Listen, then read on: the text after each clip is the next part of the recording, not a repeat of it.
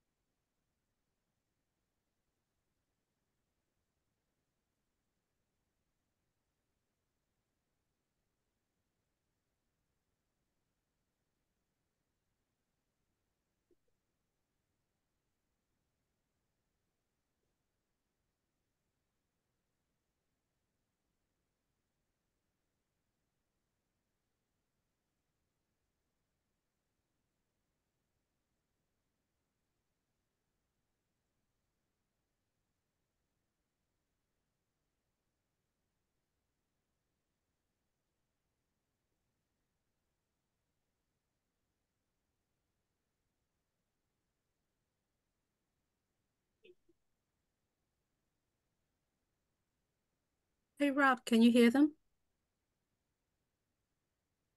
No, I can't hear them right now. No, they have us We will on now mute. start the meeting at 7:07. Good enough. Oh. Oh, God, yes.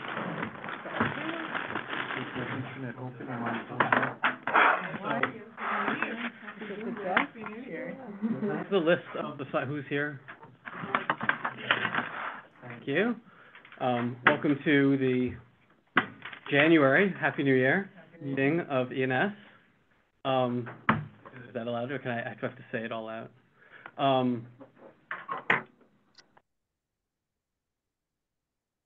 There's definitely a quorum because there is 1, 2, 3, 4, 5, 6, 7, 8 present out of, I guess, I feel like 9 or 10 possible, but I don't count. You don't count. We're already quorum. Okay. But we have a quorum because we only need 4. Okay.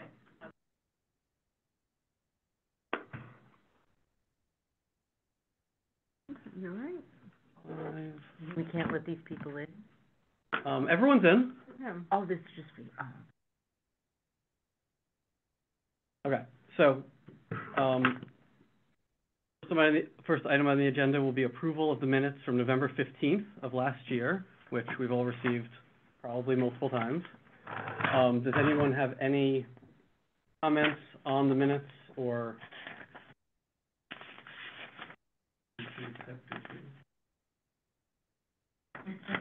Okay, any opposition to accepting the minutes as written? Unanimous? Do you hear them? Hold on 1 minute. Yes, we can hear you. 1 minute. Who's talking? Who asked that? Everyone's muted. Sound's coming from here, it's not coming from... Oh, well, look, 2 people are unmuted, I guess. Oh, and maybe here, Gary? Muted, but there's like 4 people. George, Yes, I definitely, I feel like I can, right? Hold on. Participants, they have, yeah, maybe they, okay. Not. Do it. No, go all the way to the bottom break.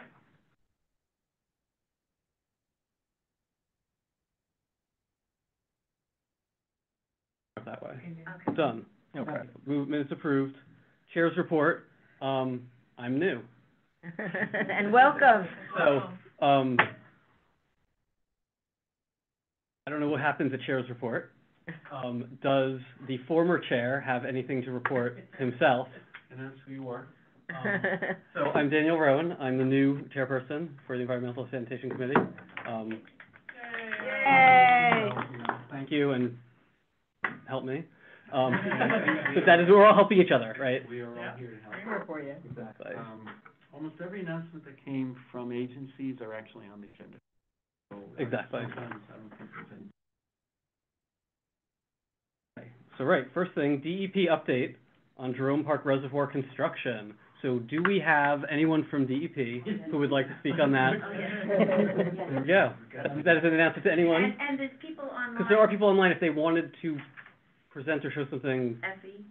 tell me. We're going to need, Robert Bargo, who's the construction manager on site. He's gonna do most of the presenting. He has the slide deck.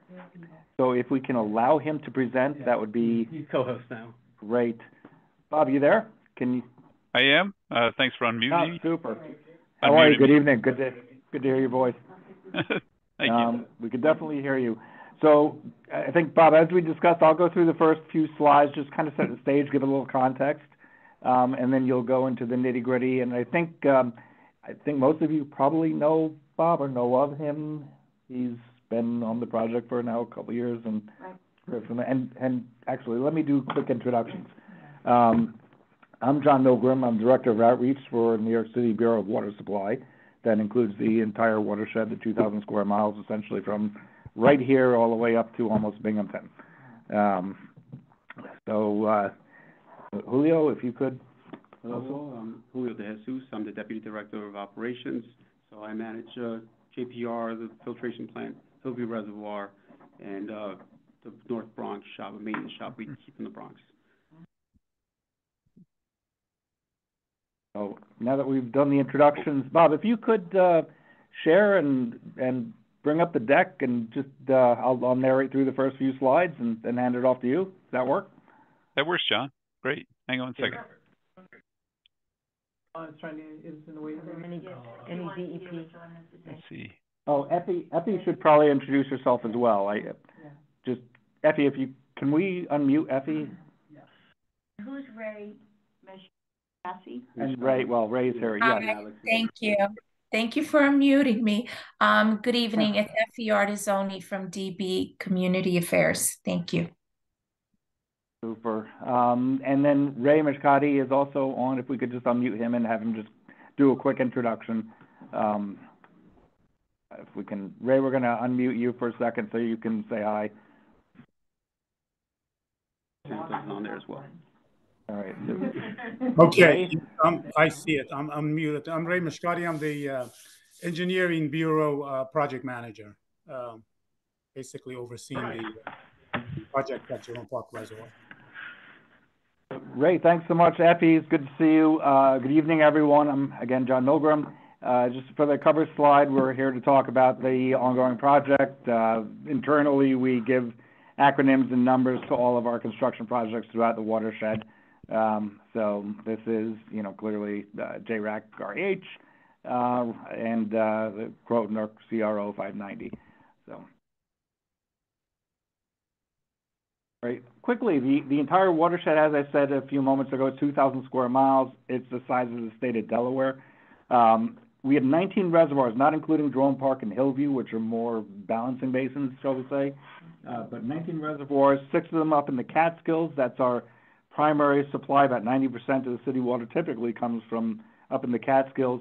In the original system, the Croton system, which I think you all are very familiar with, Jerome Park being kind of the crux of that entire system, is here in Putnam and Westchester. Altogether, 570 billion gallon capacity, and believe me, right about now we're pretty close to that with the snow and rain we've been having over the last few weeks. This has been an extraordinary year. If you recall, it started out pretty dry way early in the water season. We service 10 million people, pretty much half the state population. Everyone in New York City, it's all a surface water supply. We don't use the groundwater anymore right now in Queens. About 1 million are north of the city. Almost 95% of Westchester is New York City water. Communities in Putnam, Ulster, Orange County, fairly large communities up there are also tapped into the system. And altogether, our system covers 8 upstate counties altogether. Next slide, please. Thanks. There was one project, I kind of introduced this last year when I appeared here. This is, the Delaware Aqueduct is our largest, the newer aqueduct. It was finished in '44. It conveys literally 50% of the city's water supply. The other aqueduct coming from the Catskills is the original, the Catskill Aqueduct. That was 1917 when that was completed. The Delaware Aqueduct it's a deep rock tunnel Most of it's 500 to 600 feet below ground, way deep down. We've had for the last 30 plus years a significant leak in that aqueduct. I've heard it anecdotally attributed to the fact that during the war, World War II, there was a steel shortage and enough steel wasn't actually potentially used. But right up in Newburgh, where it crosses the Hudson River, if you see the yellow line cross the Hudson, just north of Newburgh, the leak there that was discovered in 1990 by an expression up at the ground near an electric power plant, a natural gas plant, we're leaking about 30 million gallons a day since the 1990s. Over the last 10 to 12 years, we have built a bypass tunnel that's 2.5 miles long that goes around the leaking portion. The $1 billion project, this is the most complex, the largest, most complex project DEP has ever undertaken for a capital repair. This year, last year we were going to try to do this, but this year, starting in October, we're going to do the final connection at both ends of that bypass tunnel, and then we would decommission the leaking portion of the Delaware Aqueduct by plugging it with essentially grout concrete. And the aqueduct would then have kind of a U in it underneath the Hudson, and the new bypass tunnel would be the Delaware Aqueduct. So we did 2 tests this year on it. One in March, which showed us some infiltration rates in the tunnel. Tunnels naturally have leaks at the connections, obviously through where it's leaking in. There can also be infiltration. We had some disturbing numbers for the infiltration rates. We did a follow-up test in October, learned that those infiltrations weren't, the first test infiltration rates weren't taking into account the groundwater that had come from the leak. And the second test lasting longer, we went deeper, we drained it down about 300 feet. The numbers came down for the infiltration, and they're well within design specs, if not better. So we're full green to go ahead this year based on essentially a lot of kind of go, no-go decisions leading up to the October shutdown. But the October shutdown of the Delaware Aqueduct, again, 50% of the city water supply, will last for 8 months. What's critical to understand through this is just the importance of the rest of the system to augment that water supply, to make sure that we have an abundant supply of good quality water that tastes good and still can make the bagels, still can do the pizzas. So we've ramped up. We've spent years making the Catskill Aqueduct more efficient. We've added 30 to 40 extra million gallons a day of capacity in that by cleaning out the entire length of the whole northern half of the Catskill Aqueduct. Did some other improvements down to the Croton system with some pump stations where we can pump water from the Croton system into the lower half of the Delaware Aqueduct. And we did the filtration plant that's fully online. We've done some significant tests. We added granular activated carbon to the filter plant to help. The Croton system has sometimes had some taste and odor issues. That's noticeable in parts of the Bronx. I don't believe it's really fed into this part of the Bronx. Sometimes. But the We're the big complainers. No, can't be. Not complainers, noticers. But the GAC has really had a tremendous impact. I get every morning, I see all the 311 water quality complaints.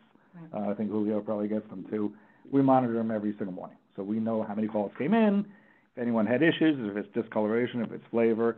Very few, at most 0 to 1 a day in 311 system. So that said, the Croton system, now with the filtration plant in operation, and if you could just imagine getting to this point where we can shut down half the city water supply, everything we've had to do over the last decade, capital-wise, building with the filtration plant, Catskill, it all fits together. That's what makes this the most complex project DEP has ever done. There are just so many predecessor projects.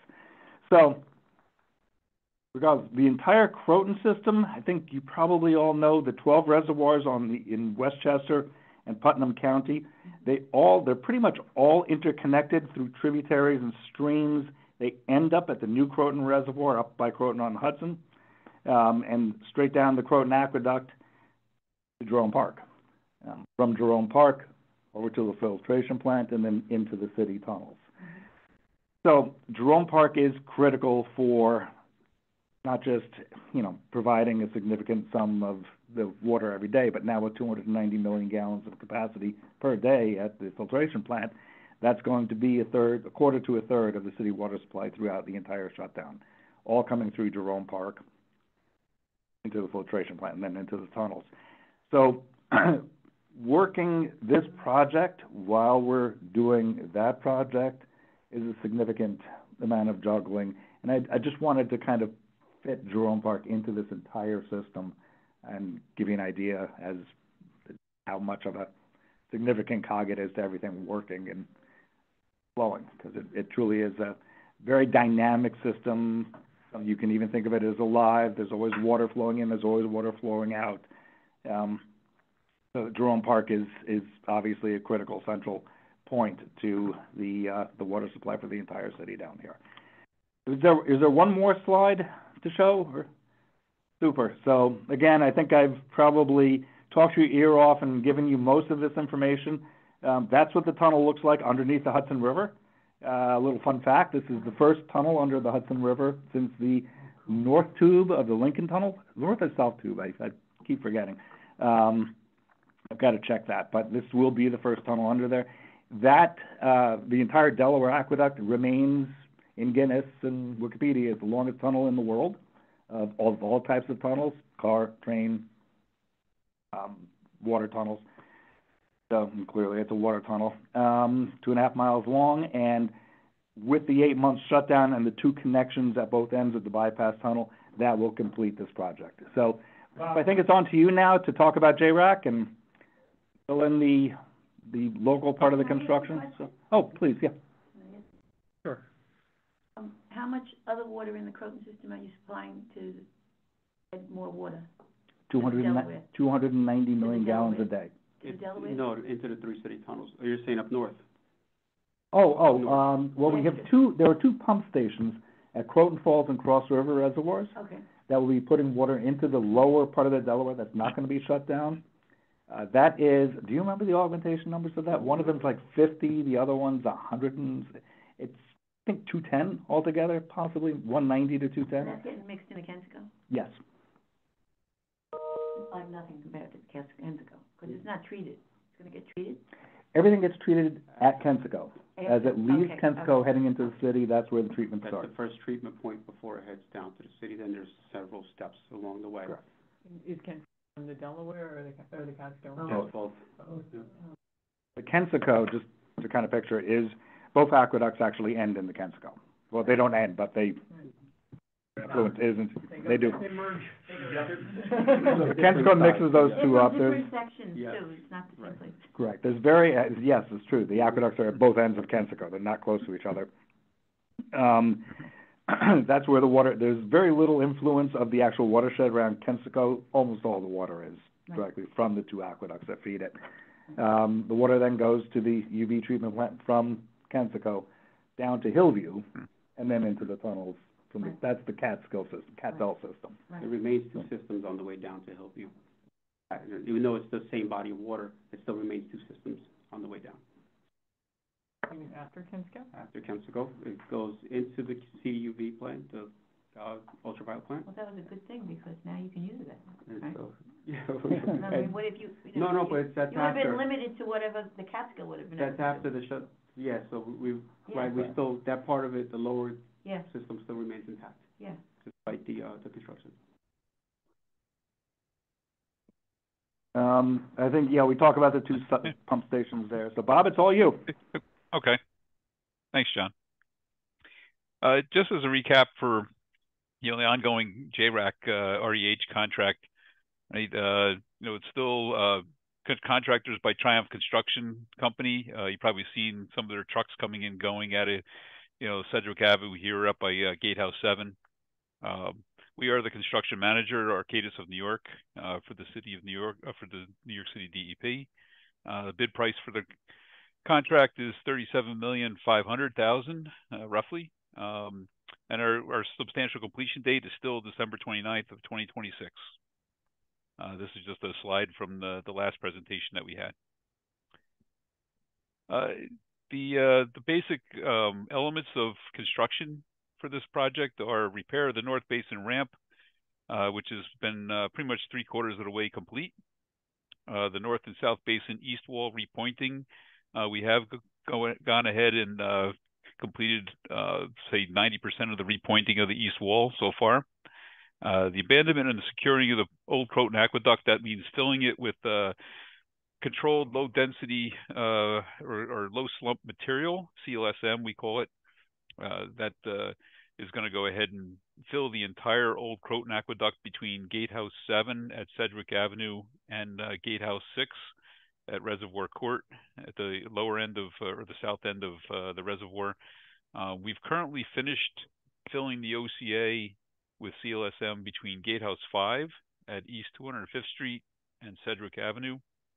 That was completed just recently. And then removal of the existing 10-foot high fence between gatehouses 6 and 7, and construction of a new 4-foot high fall protection fence and a new guide rail along that east roadway. And then there's the rehabilitation of the North Basin Inlet Archway and wing walls. That was recently completed in 2023 in, I think, basically October and November. And then the construction of the shotcrete armor wall over the lower rubble portion of the east wall. And that we're planning on getting started on that this year. We also have the repair of the Lehman College retaining wall that faces the reservoir, and then paving of all reservoir perimeter roadways within the reservoir. There is also another contract, the Crow 590 contract, which is anticipated order to commence work date of December 2024. And that's going to entail mostly rehabilitation of the sluice gates within Gatehouse 5 and the sluice gates within Gatehouse 7 also, and then installation of new mechanical screens in Gatehouse 5 and installation of a bridge crane within Gatehouse 5. So all that work is going to occur within the gatehouses 5 and 7. What do sluice gates do? They control the water going in and out of the reservoir. They're basically big slabs of steel that are operated and raised and lowered to allow the water to go in and out of the reservoir. About the south basin. Oh, sorry. We're only talking about the south basin. Is there water in both places? There's no water in the north basin. That's what I'm saying. Right. Yeah, currently there's water in the south basin right now. Yeah. Will that be changing? And let me we can get into that. The project constraints, we need to have one basin empty in order to implement the construction of the work within that basin, and then the other basin needs to remain fully in service to be able to provide the water to the filtration plant. And then this project, like John indicated before, this project needs to be fully coordinated with the bypass tunnel connection under the Water for the Future program. So one basin needs to remain in service to provide the city water supply during the construction. Currently, we have the north basin empty, and the south basin is partially full at this point in time. Maintaining it ready for operation. Bob, we use the south basin because it's larger, so it makes it easier to maintain higher flows when the plant's online at 290. That's the reason we've chosen to keep that one full instead of the north one while that work's going on. Okay. Just a couple of shots of the work that was completed in 2023. You can see on the left-hand side, we did the excavation for the new grade beam. Over here, I think you can see my pointer. We excavated a 6-foot wide by approximately 4 or 5 feet deep excavation here, and there'll be a new grade beam in here, and that grade beam will support the new 4-foot high fence and the new guide rail that goes along the east roadway. This is just another view looking north of the excavation and the sheeting that's been installed, and we'll get started on installing the reinforcing steel and the concrete for this grade beam this year. Another view, this is a view of the old Croton Aqueduct. You can see the brick lining within the aqueduct. On the left-hand side, the contractors, construction personnel are installing the concrete pump truck hose to go ahead and be able to deliver CLSM into the aqueduct from a pump truck that was placed in the basin. We're pumping all the CLSM from the basin. You can see on the right-hand side, partially filled with CLSM. And the pipe, you can see the diversion pipe that was installed also within the old Croton Aqueduct, and that carries water from any infiltration water that comes down the old Croton Aqueduct. It carries the water from, say, Gatehouse 7 all the way to Gatehouse 6. So this is only partially filled, and then the next lift or next two lifts here would go ahead and fill this old Croton Aqueduct entirely.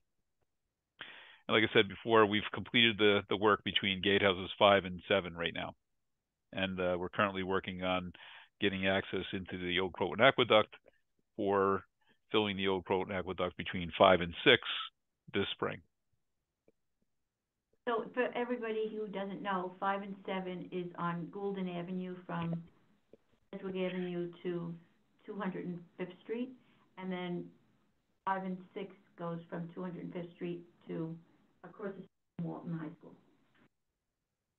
Yeah.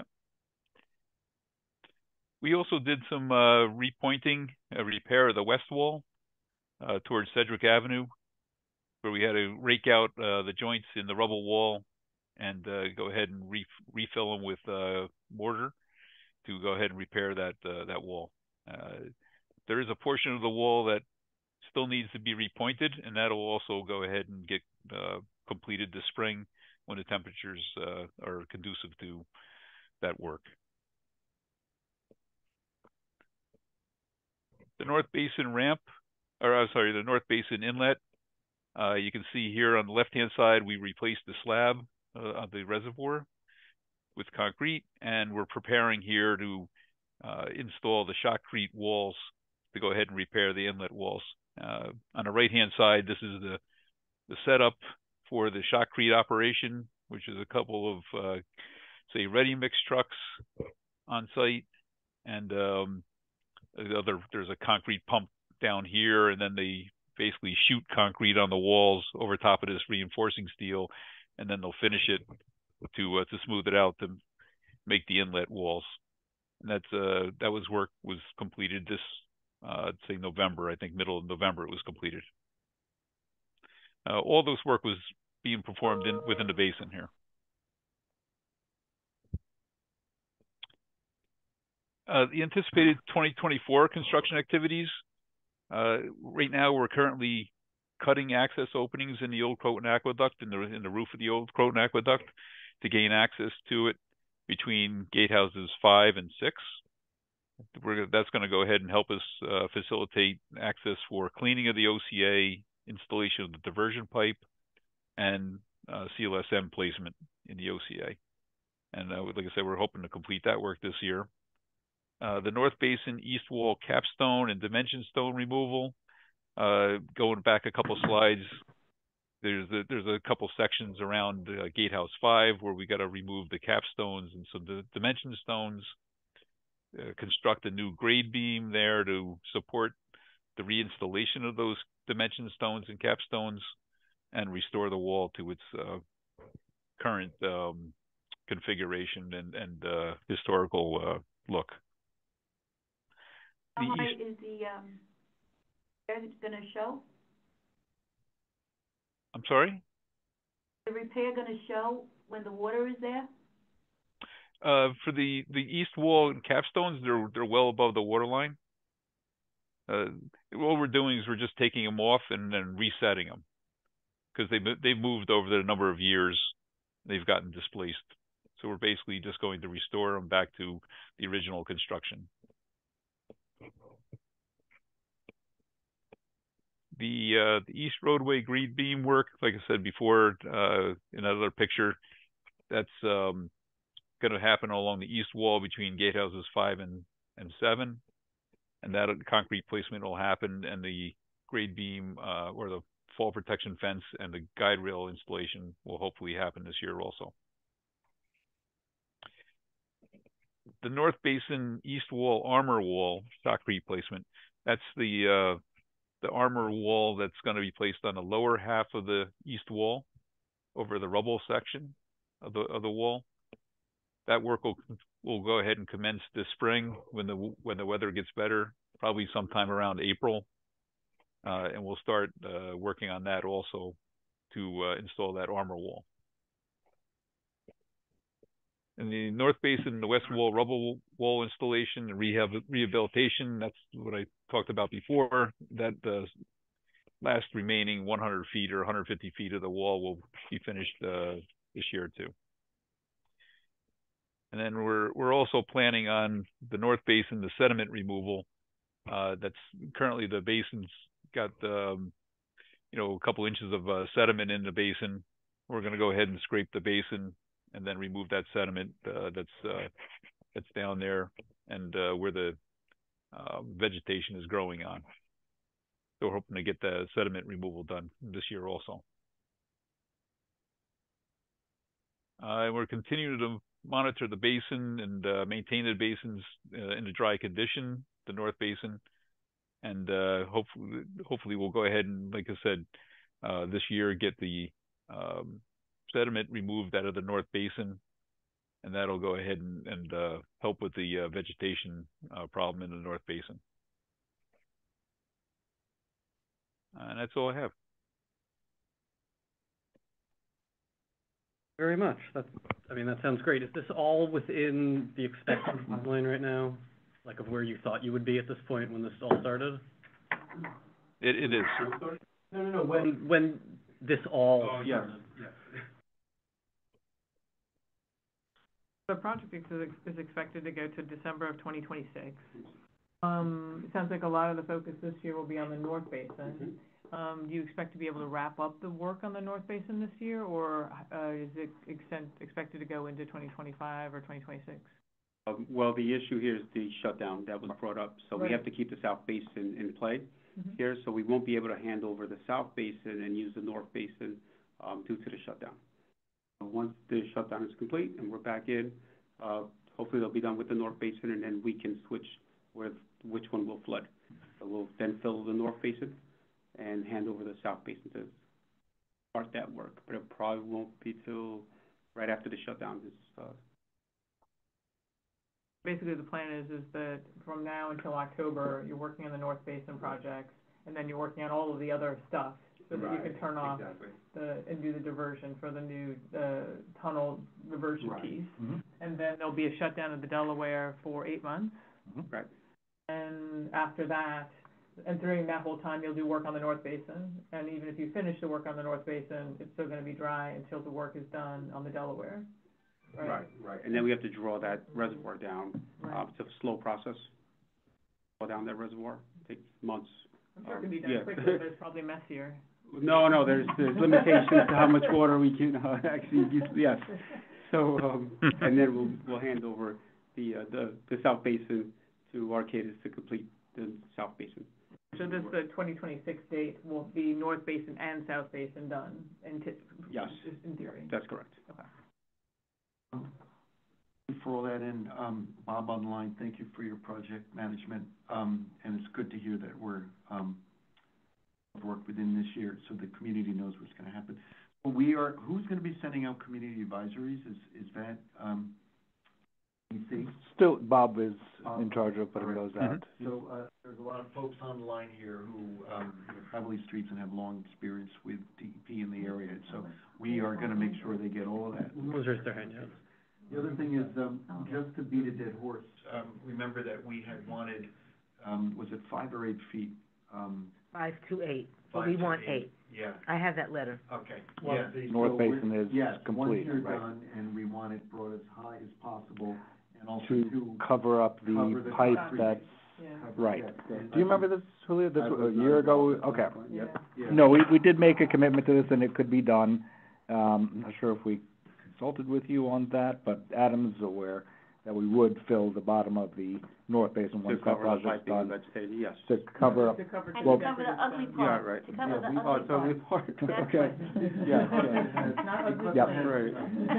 The plain part, right. So at least get water into the basin so the community doesn't have to continue looking at The it. historical. Yeah. It's No, a understood. historic designation, and SHPO had an interest in it, and we wanted to make sure that the architecture was actually maintained in its original form.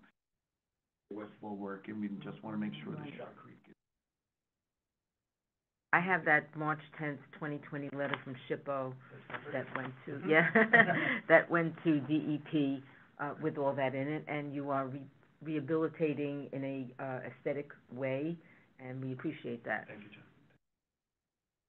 Just note, after we met last year, I'm trying to remember if it was January or November of last year, we had a good meeting. Karen had just been up to Kensico where we took a look at the, yes, right along, South 18.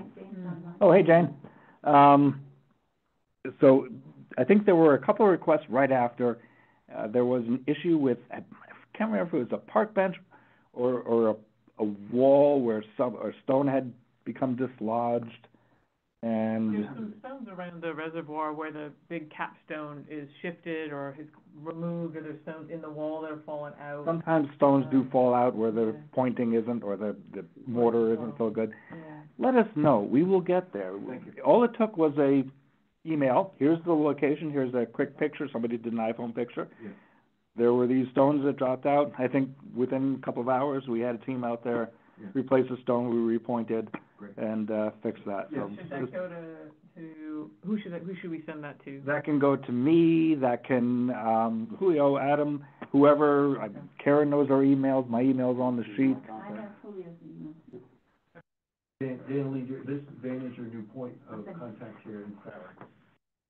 So, Yes, so we'll be the ones getting your emails. I just wanted The Jerome Park Reservoir. So one more question. Will any street work interrupt traffic of any kind?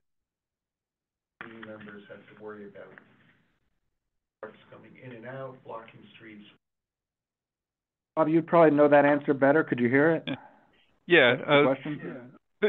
There is some intermittent trucks that are parked out in front in the beginning of the day, right here at in Sedgwick. But we've been monitoring that situation, and we have flaggers out there, and the contractor actually has a flagger there pretty much all day when we have trucks entering and exiting the construction site here at Gatehouse 7.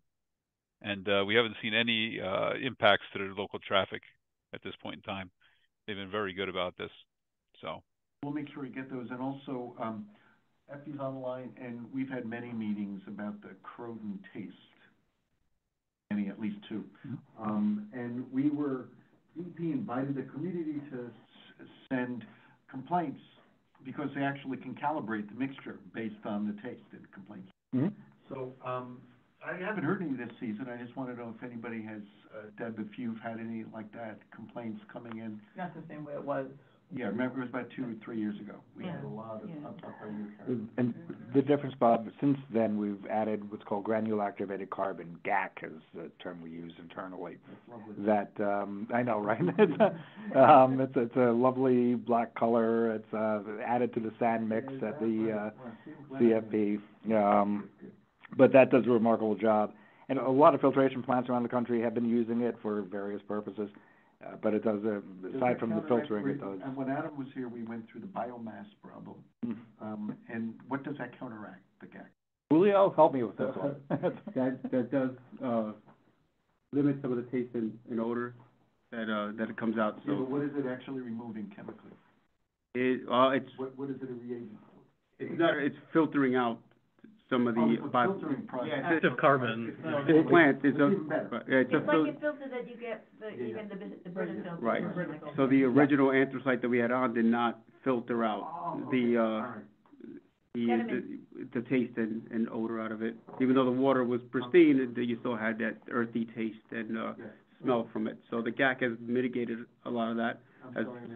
as well as treatment up north. We've done some treatment at the reservoir. Activated carbon can neutralize Oh, you odors. put it up in, A lot of cars, the cabin filters have granular, oh, yeah. they have activated carbon in it, yeah, well, that's not GAC, that's just activated carbon, but.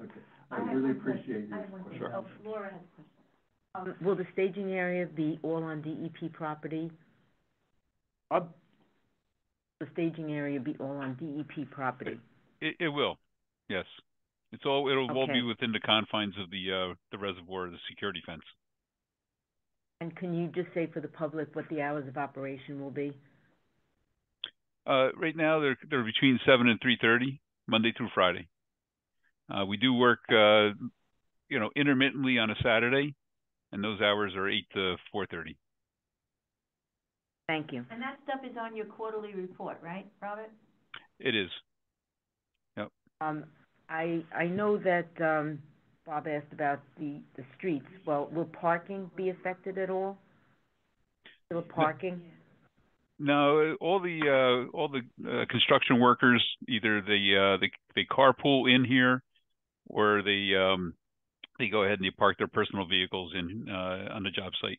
We have a very limited we say work crew here, so we don't have hundreds of workers coming into this job site. So we can accept all the parking on the site. That's good. Thank you. So Bob, if we have a bunch of new people that came on, maybe they want to be on your list, should we just give it to the community board and they'll send it to you? Yeah, that'd be great. Okay, so Jody had a question. No one else on the board has other comments, sorry. One quick thing, you asked about contact information. Effie obviously is a phenomenal resource for you, please don't, yeah. So. Jody, you wanna? Hi there. Welcome, Daniel. As one of the rare percentage of the population who could taste that disgusting moldy taste, the activated charcoal has actually made a huge difference. So I want to testify that it did help a lot, and has reduced a lot of the effects and complaints. I'm the princess and the pea, so I complained about it. I want to congratulate you for it. That's all I had to say. Great. And then Gary also.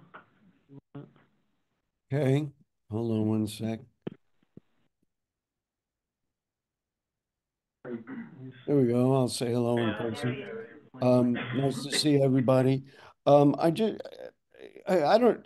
to, I guess, congratulate the DEP because they have carved out a large, almost 100-acre plot in our community. And they've been able to do, I guess, what appears to be a good job at maintaining it and rehabbing it, et cetera, et cetera. But what I don't hear, and I appreciate the questions from some of the board members, is, and I don't know how many people from the DEP actually live near this place where they go to work every day, but if you look out my window, you can see the Jerome Park Reservoir, and I've lived here my whole life.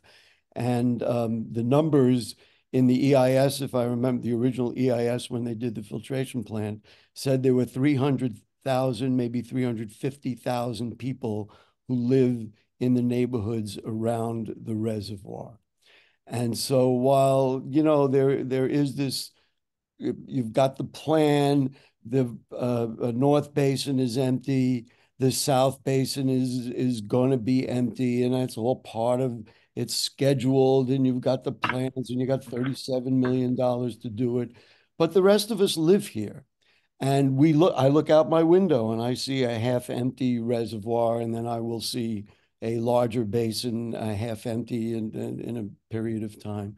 And it's very disappointing to me because, as many of you know, we had urged the DEP to not put the filtration plant here, which would necessitate a lot of the things that are still going on, not only at the Jerome Park Reservoir, but also on Jerome Avenue. You get off at 233rd Street and then want to go on Jerome Avenue, you're still winding around the huge construction site. The golf house is still not settled on who's going to control it. It's still a fight between the Parks Department and the DEP. And now we're 20, I repeat for the third time, 20 years after they took down 300 trees to build that filtration plant, promising an underground filtration plant, which now towers easily as high as, if not over, the train tracks at Woodlawn. And we live here. We live through all of this. We lived through all of it. We fought like crazy to stop them from blasting. I mean, we never got the Bronx jobs that Chris Ward came on my TV show to promise. He said, this is not a deal, it's an opportunity. I'm still waiting for the opportunity. And so what I want to, believe me, I could go on and on about this. I mean, $900 million turned into $3.4 billion. There was supposed to be a force main that was going to dig down 5 different community boards and lead a pipe into Hunts Point. And we said that's ridiculous. And they said it's the only way. And then all of a sudden, when they found out they were trolley tracks, they said, well, we can't really do that. And they did find an alternative. I mean, we've been through all this. What I'm talking about is something I raised, I believe, last year at this same meeting, and I'm going to raise it again in maybe a much simpler form, and that is about inviting the public to have access to the reservoir in some form. Now, so they can learn about it. If you go to the Central Park Reservoir, and I realize that's in a different situation in relation to the water supply, there you can get a QR code as you walk around and see all different things about the water supply, about Central Park, et cetera, et cetera. Obviously, there's nothing like that because the DEP looks at the Jerome Park Reservoir as their private plot of land. Though I don't know, there is a formal name for it. I don't know what it is. The walkway between Sedgwick Avenue and Goulden Avenue, it would not affect one aspect of the construction of the water supply or anything if they would, whether it's full-time open or during rush hour or during morning school hours or in some other form, if they would open up that walkway so people could walk from Sedgwick Avenue, Goulden Avenue, and along the way appreciate the work that the DEP has done to maintain our water supply with information, with all those kinds of things. It can be done safely and cheaply. If you go across the High Bridge, I don't know what that fencing is called. There's that fencing that you can see through. As far as I know, nobody's traversed that fencing. You could do the same kind of thing around that walkway that is very, very relatively inexpensive, and you could make a major difference of 2 things. One is the health of this community because people would be encouraged to walk more.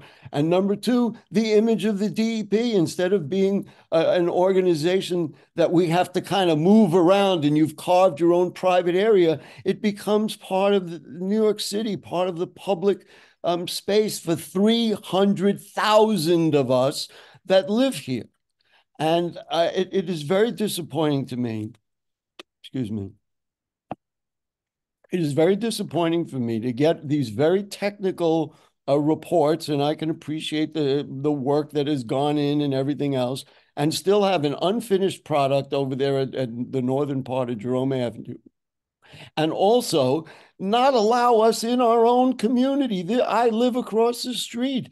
It would be amazing for the people of this, for somebody who goes to Bronx High School of Science to be able to walk across instead of having to take a bus all the way around. And they would learn and appreciate. The one day that we were allowed to go in the middle of that walkway when both basins were filled, it was called Hands Across the Reservoir or Hands Across the Water. And we all walked across. Standing on that walkway and looking at that water was one of the most beautiful places in the borough of the Bronx that I've ever seen.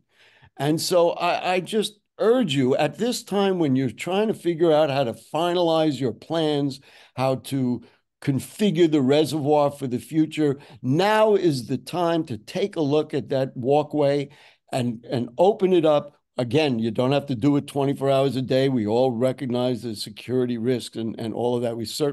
None of us want anything to happen to any of the city's water supply. We're all on board. We're all in the same place with that.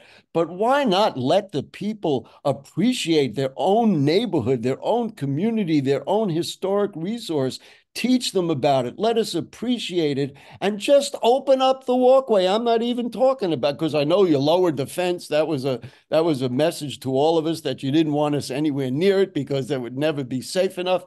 But that walkway, you could put up that same kind of fencing that they have at the High Bridge, and have the people of the Bronx, the people of Kingsbridge, of Bedford Park, of Norwood, be able to walk across that reservoir and love our community even more than we already do. That's my pitch.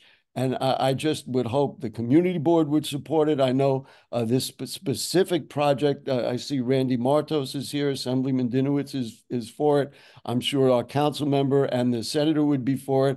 I've been asked by Perina Sanchez, hey, Gary, when are we going to get access to the reservoir? Now is the time to look at it, to do it, and say, yes, we appreciate your hosting us in our community, and we're going to do something for you, and that is open up that walkway. Thank you very much.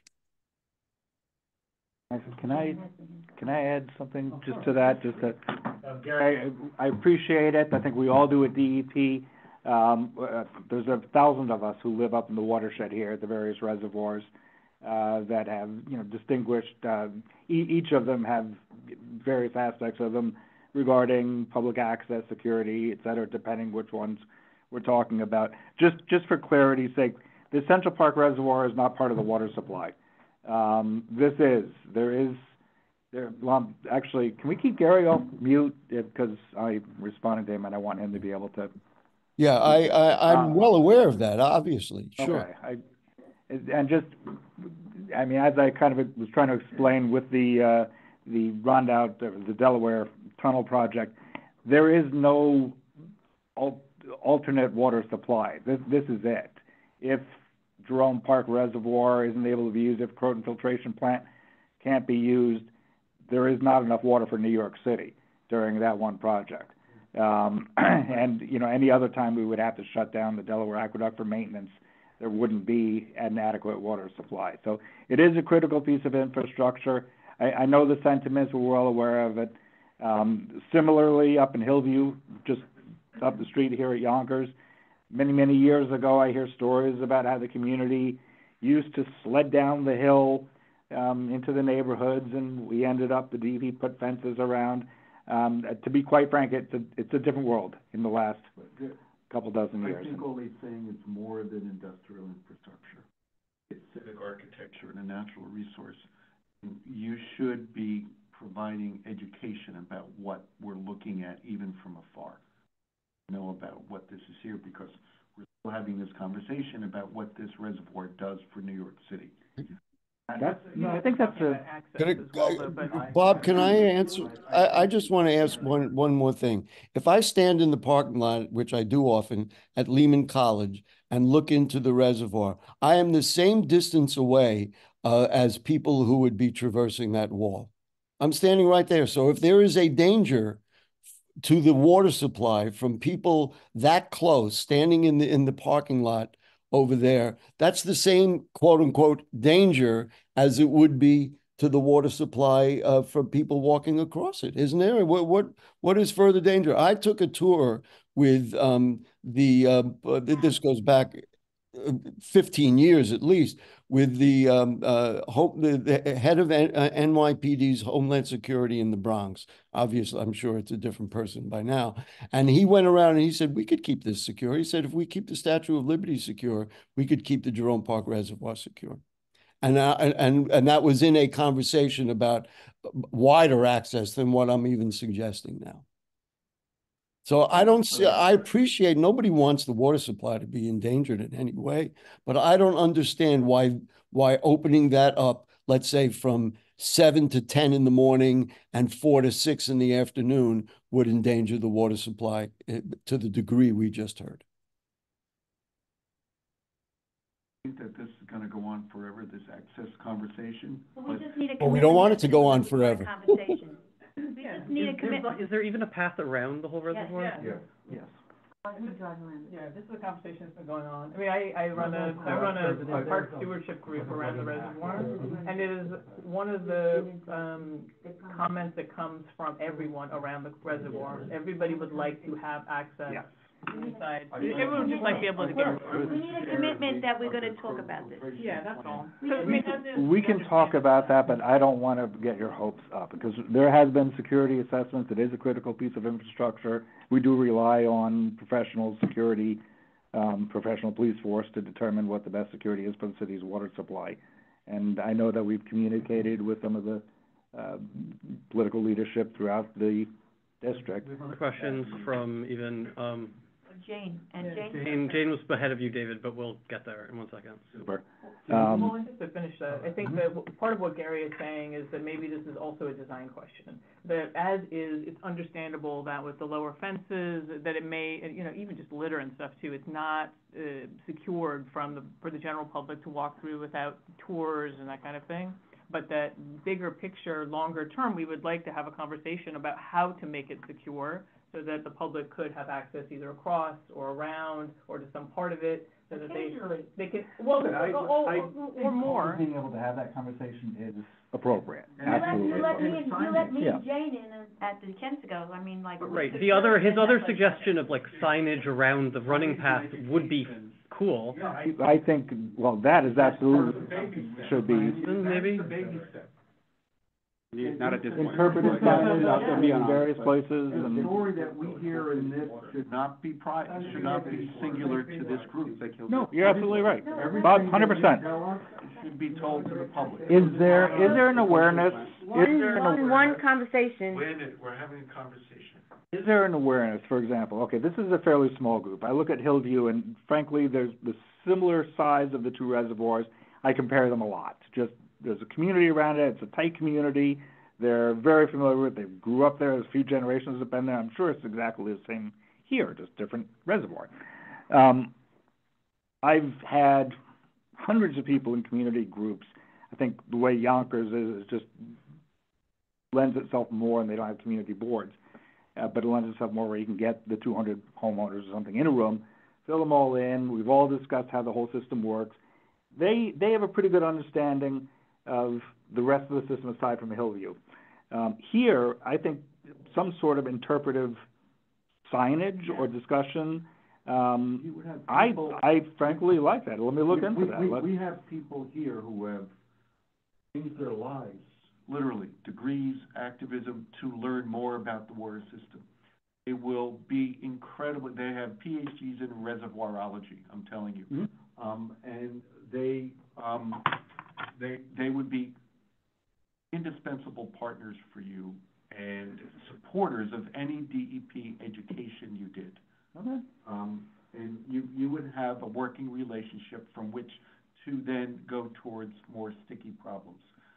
You want to understand the respect that people have for the reservoir, get them to talk about what it means, and you will start your interpretive signage.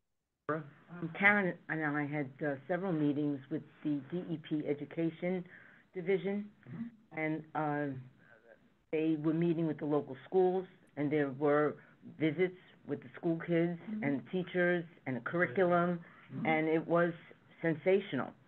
That was obviously way before all this construction and whatnot, and I hope that would continue.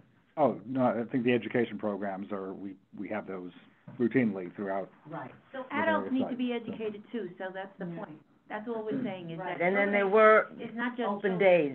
Then there were open Saturdays. It was several days. The discussion's good to have. Let's see if we can come up with some ideas to, that's good. We called on Jane. She's unmuted. Did you have a question? Sorry. No, I didn't have a question. I just wanted to echo Jody as one of the people who can definitely taste organic material in water. I think you guys have done a terrific job of mitigating that. I mean, I still know it's there, but I don't taste it. And I just want to pipe in that I don't think that that's great. The security at Jerome Park is not solvable. I have a place in the watershed, and I spend a lot of time around the reservoirs, and nobody stops me from going in. So those places are as secure as they can be. I think with a little bit of thought, I think you could have a path around the reservoir or across it and still ensure the safety of the water supply. So I just think it's a question of figuring out how to do it. And maybe everybody won't get everything they want, but I think it can be done. Agreed. Well, we will keep talking about it now, certainly. Thank you. David, you? Yes, thank you. And thank you, Gary, for broaching this topic. You know, I'm reminded of the old Bobby Kennedy line. There are those who see things as they are and ask why. I ask questions of things that never were and ask why not. This, you know, I tire of agencies who tell us we don't got us, so we ain't gonna. I think this is a very good opportunity to look at not why or why not, but how. How could we do this? Maybe we can't, but how could we? And what would it entail? How much would it cost? But take the perspective of how could we do this for our community? I think we would all, as a community board, appreciate getting that answer. Thanks.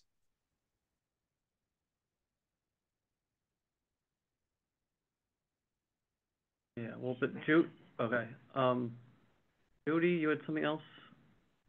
Yes, so I'm glad that DEP is open to the interpretive signage, because a lot of us here are in our third, fourth decade of reservoirology. So having interpretive materials would help us have the next environmentally literate generation.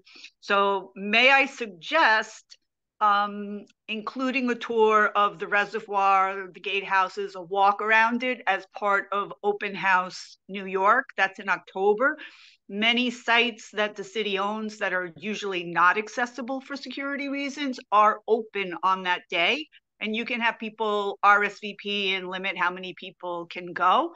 But that could be a great first start. It's just one day to let people do this, and you can see how comfortable you are with it.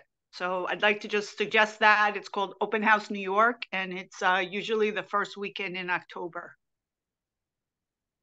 Valentine's tours like you do of the septic plants? Can you pick a warmer time of year for these outdoor events? Right? October's beautiful, come on! You digest your eggs with your dates. Okay. David? Yeah, real quick. But I was part of that tour with former Commissioner Emily Lloyd that took that full tour. And yeah, there was a lot of security, but it went very smoothly and was very well received by the community. David, you had escorts, submachine guns, right? Yeah, it's a little much. Yeah, it's a little much. Attack dogs. And then leave a cell phone. Yeah, we were there. We were there. Children guarded with That's a little much. All right. We're good. Okay. We're going to move on. Gary, is that okay? We're kind of... Okay, thank you, Gary. Okay. And you guys can leave if you want. Yep. No. Thank you, DEP. Thank you, everybody. I actually have to drive back to Kingston. I so. know, that's why I'm saying that. Yeah, okay. Right, you can leave. Into the wintry wonderland, I guess. And we have your numbers, so we Daily, can. easy to track down, 500 miles in a day, no problem. Do you think we could have the PowerPoint sent to the board? We have it, it's online, right? Okay. Do we have it PowerPoint? Bob, I'm okay with this PowerPoint. Okay. Most of all the materials I've sent you are all online someplace. That's why I like that. So, Bob, if you could send that to us, if we don't have it, if it's linked on your site somewhere, I mean, I can find it, but... I can send it to you. Sure. Thank you. Send it to the board office as well. Yeah, I'll send it right to the community board. Yep. Right, that way it's linked on our site, so it's always there. Thank you. Super. Great. Okay, and you all have my contact information. You do know how to reach out. everything, so just so I you know. Still Maybe good to see you. so. Yeah, it's still being recorded, right? So, anyway, good to meet you. Dan, good luck in the new role. Thank you. You guys. Trip home. All right, no, now we move on to old business. Yeah. Well, I like Which is, do you want to talk about that meeting? All right, sorry to take so much time, but. No, it's perfect. Thank you. So, thank you again. Yeah, good. Thank you, Karen. Good, safe I don't know travels. what that thing is, like 8 by 6. It's like solid stuff, still materials and everything. Oh, over by the corner? It could be the school. I've been there for a while. At 8 by 6, which is like. It's the corner. The bottom. Down here, off this map. Yeah, off the map. Okay, oh, down there. No, I'm not as familiar with down there. Right. One day, we can't even walk there, you want a canoe? Negative, man. I mean, it would be fun to walk straight across the reservoir. I've always thought that, but. Okay, let's continue, look what the Well, hour no, is. because Bob is gonna report, we need him. Well, He's, somebody get him. well, Bob he is knows, on- he's saying, he knows. Yeah, but we need to go. Oh, I know, I just called him. Wow. Bob. So the next point of our business is the response from the Department of Buildings meeting to the construction, which, I'm gonna speak into this, so thank you. please do. So I'm reporting on a meeting that we had a couple of weeks ago called by Assemblyman Dinowitz and Councilman Dinowitz. And in attendance was a whole group of, DOB, commissioners and inspectors as well as DEP. And, most importantly was, Dawn and, Kellyanne and, Barbara from representing the keystone buildings of this area. And before, I think one of the most powerful things, it was just devastating to see the report of all the records of all the violations and all the damage to the community that they documented in a PowerPoint that we presented. So we have to thank Kellyanne and Dawn and Karen and whoever else worked on that. I think Randy's on.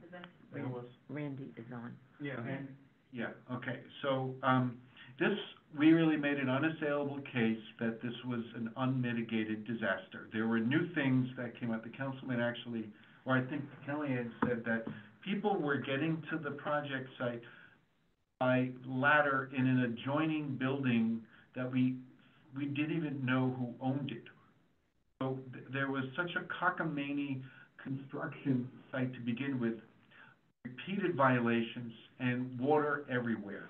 So, DOB said they would get all hands on deck. Okay. I have been reading the emails from Kellyanne and nothing has changed. Nothing has changed.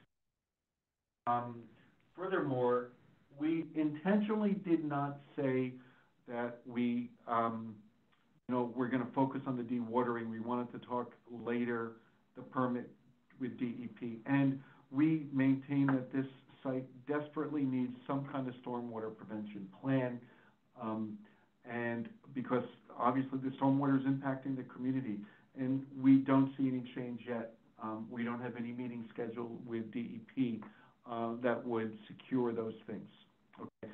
We don't know, Effie, I don't know if what dewatering permit has been, approved at this point. I don't see that. We did have questions about how a dewatering permit could travel from water from one property to its brook, basically, go from the sub-basement of 232nd to another person's private home and just sit in their backyard. So we just wanted to hear that it was safe. We don't know if that permit's approved. And I'm sorry this is not the news we want to hear. I just want to say, Kellyanne, and Barbara, and do you have any, and Dawn, do you have any updates from us, for us, I mean, changes, have you any evidence of DOB activity on the site? Sections? Yeah, hi everyone. This is Kellyanne. I live in the Edwardian. Thank you all for having us and being a partner on this project. We did see DOB come out. They came out on, someone else can correct me if I'm wrong, was it last Tuesday, last Wednesday? And it began to rain in the process. We were not invited. We were not asked to be part of it. We did offer to DOB to give them some access to different places. So one feedback they gave was that the investigators only have a limited view. They can only look through the construction window. So we offered our houses so that they can look and see the aerial view. We've offered to get into the parking lot to see damages to the places. They never responded to us, but we did see them. And the next morning, we got a nice report that said that there was no damage, there was no water on the site, and that Chen took pictures and that we should just trust that it's a good development. So every day since then, we have taken pictures and time stamped and date to show that water continues to pool on the site. We don't understand how DOB says that there's no water on the site when we see it every day, all hours of the day. Their response to our pictures showing that there's water on the site was, please file 311s and list what time you see water there. The water is there 24 hours a day. So we just had snow, we had precipitation, which means more water than we have before. They indicate that they do not see any cracks in the building, which we also know is a lie. We see the cracks ourselves every day. We take pictures. And there is new issues now reported in the lower lot of Tibbet Towers. There appears to be a hole behind the construction zone, and water is now flooding into the lower lot of Tibbet Towers parking lot. So there's continuing damage, continuing water, and DOB just says that there's no water on the site because they can't see it. I don't know if anyone else has updates, but that's the summary from their walkthrough. Thank you. We saw the email with the pictures and the video. Did anyone call 311 for the water truck that showed up at 4 in the morning or whatever that was? We know, because I feel like the question everyone always asks is, there a 311 ticket for something? Because otherwise, then if not, it didn't happen. So it doesn't matter if you report it and take pictures. If you didn't call 311, then They have 300 311 complaints. right. And 56 times there was an inspector that came at some time whenever they decided and looked around and didn't see what they were supposed to see. I just want to acknowledge Randy Martos from the Assemblyman's office who called the meeting. And Randy, we just wanted to make sure you heard that we are at a standstill, no change in operating, no change in condition. So if you could just report back, and we also would like to investigate what we can do to secure this site from stormwater, because that's what's impacting the neighboring buildings. I mean, Tibbet Brook is impacting, obviously, but stormwater is the extra that could be easily addressed with basic stormwater management. So that we just wanted to let you know, and this is absolutely. And just so you know, once the assemblyman also, when we got the report back that everything was just, fantastic at the site, of course, the assemblyman was not pleased. And we have then submitted a new request to have Barbara and Kellyanne, just, a few of our side, for the sake of sides, attend an inspection with the DOB. They've acknowledged that they received our request, but have not gotten back to us as to whether they'll honor that request. So we are working on it. Okay, hi, I just wanted to add something. Hi, my name is Dawn, and I am one of the board members on the Tibbet Towers, and it is very disturbing to have seen Chen walking around with the inspectors, and yet there was no one from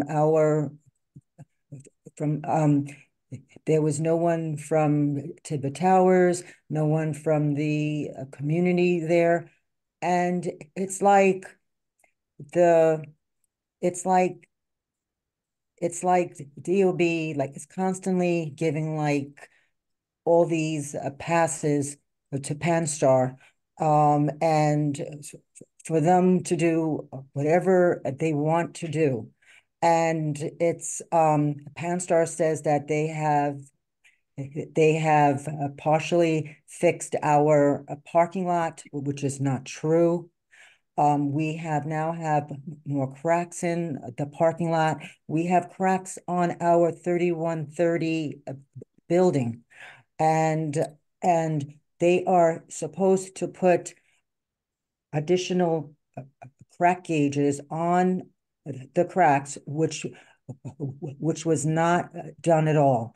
They are in a pre-construction agreement, which they do not comply with, and they were supposed to be sending reports, weekly monitoring reports, and we have not received one of them. And now I believe that the construction is going on for now, again, like 3 months, 4 months already.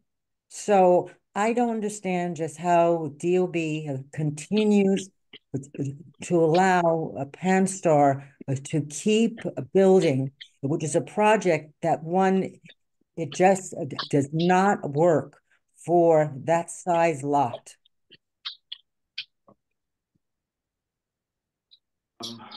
I think from a committee standpoint, I'd like to continue the press with DEP, at least for this stormwater management plan. Yeah. Just in support everything that, right, community and the assemblymen and the councilmen go DOB to action. But I think our focus can really remain on the stormwater. I agree, and I think it needs it. It's absurd that they kind of weaseled out of it, I think. Bob, Okay, can I so just thank add? you. Oh, can I just Sure. add one thing? There was a question about, did we submit 311s? We have a growing list of 311s with concerning complaints that have yet to be addressed. There's a falling fence on either side of the construction zone that we've raised that is now leaning. So they're fully aware. We did call in the 4 a.m. the water tank. That's just one of many, but we are definitely active and holding all the 311s in a list for them. Kellyanne, do you have contact with any newspaper, Bronx Times or Riverdale Press? We have had them come out. We had News 12 come out. We had Riverdale Press. Unfortunately, Riverdale Press has posed our complaints as NIMBYs. NIMBY, yeah. We're white racists, which is not representative of our residents. So we're a little distrustful of them. All right, I'll get on this. Okay. Bronx Times, by the way, is looking for great stories like this. Happy to collaborate. Thank you.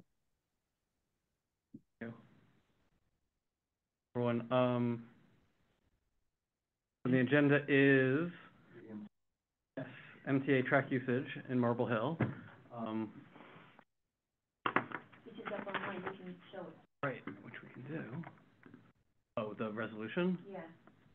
Yeah, let's just have a little let's tell everybody why. So first, I wish I would put up those slides, but that's not prepared on here, so I apologize. Can I give a little history? Because the E&S committee is keenly interested in the MTA tracks in Marble Hill. These have been, I say abandoned because it's a legal term, but these have not been used, have been garbage collectors basically for a long time. And they are, just so everybody knows, they're right next to Marble Hill, which is the poorest census in our community. This area of district is not part of the Greenway right now, not part of the incredible things that are happening just a few blocks to the north. So they're kind of now, this community is already overburdened with garbage, and the city has, the MTA, we've asked them several times to make sure that you don't put your waste transfer stations into this area that were displaced by the creation of a residential connection to Grand Central Station. Those facilities and industrial infrastructure that was underground in Grand Central had to be moved to other parts of the Bronx, and they were all placed here. So what we want to make sure on behalf of the Marble Hill community is that we don't become as a borough and as a district the dumping ground for all of MTA's industrial infrastructure, especially their garbage. We also have to, we've tried as a community also to figure out how this fits into the daylighting plan. And so Karen, do you want to talk a little bit about the latest news that came across? Well, I was accidentally doing some research on the city of Yes, which I'm my next. Trying to get a notebook for. Right. And I was trying to put together a PowerPoint, and so I needed the data, and I was like looking through the ZAP, which is the zoning portal for CPC, and all of a sudden I see this thing, Tibbetts. You know, I mean, like if I see Tibbetts, I'm gonna check it out, and it's the pre-ULURP application to do an easement of the area from 230th Street south to the river. And it's an 8-page document. I think we all got a copy. You sent it to us, yes, thank you. I sent it to the community board. And I sent it to everyone It's in this committee. now, many years ago, because I was the chairperson of Ward 7 years ago, many years ago, when we had a community board and there was a ULURP, we always had a pre-ULURP application showing up in the office. So at least you could plan, you know? And so I thought that, well, probably this is what happens all the time, but how many times are you going to look? Unfortunately, city planning made a mistake, and they only put down community board 7. So I sent a note to the DEP and said, oh, you have to fix this, and they're fixing it. And we will be notified, and we will get the notice, and who knows when that'll happen. I don't know when it gets all certified and stuff. And so this now shows that they're going to, they're in the process of the sale or use of city-owned land. So they probably have to give some money for the easement for that piece of area. Yeah. But that's to do the pipe. It's all, The daylighting plan. it's underground, but like in the fashion of DEP, nothing is ever really underground. It's kind of, you know, it's 2 feet above ground. So if you read the document, you'll see what it's a nice document. It's concise and it's pretty good. Call it the bunker. Okay, great. Yeah. So this just adds to additional uses of this. We really just wanted to talk about how the story has changed from MTA over the years. They've called this an active railroad. We don't know what they're going to do with this railroad, frankly, with this property, aside from now this easement with, which is fantastic news. So we just wanted to make sure as a committee we were respecting our investment in the voices of Marble Hill and to make sure that the garbage did not end up there. Alongside, let's say, the MTA. And we hope that this, we'd also like to, I believe that this is a great step forward for MTA. We weren't sure this was going to happen, you know, in a timely manner, the easement, I mean. So, we shouldn't confuse the two issues. Yeah.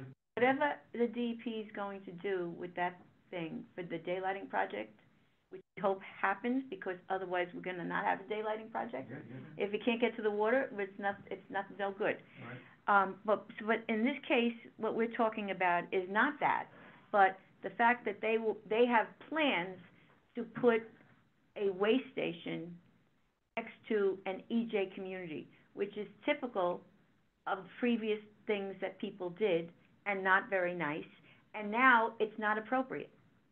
So put together, I mean, I actually have a lot more data than what we scribbled together. There's 3 segments of the north and the south of Kingsbridge Road, which is 225th Street. One is the poverty level north is 45.6%. The poverty level south is 22.2%, probably because there's not so many people living there. And the poverty level for Marble Hill is 28%. And basically the level of people that are there it comes to 13,000 people that are in like 3 areas surrounding this place, which is a lot of people.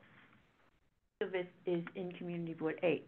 The only part that's not in Community Board 8, too many people living there. What do you wanna add that to a resolution?